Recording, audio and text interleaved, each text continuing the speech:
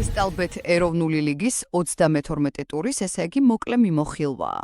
ხო, ამ ტურმა მოდი ვთქვათ, კიდევ უფრო დაძაბა სიტუაცია სატურნირო ცხრილში, ზემოთაც და ქვემოთაც და თან ბომბარდირთა დავაშიც საინტერესო ამბები მოხდა. პირველი, დავიწყოთ ლიდერით.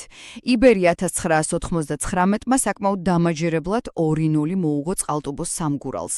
გოლები ძაგანიამ და ზოურიმ გაიტანეს და პირველი ადგილი შეინარჩუნეს.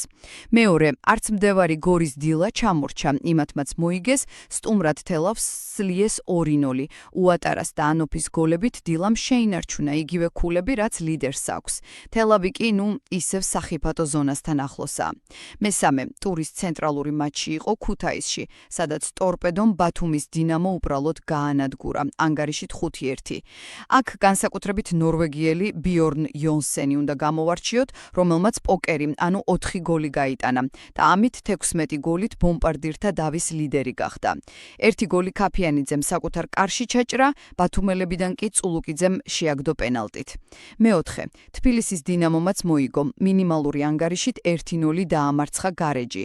ლაცაბიძის ერთადერთი გოლი იყო და ამით დედაქალაქელებმა მესამე ადგილი უფრო განიმტკიცეს.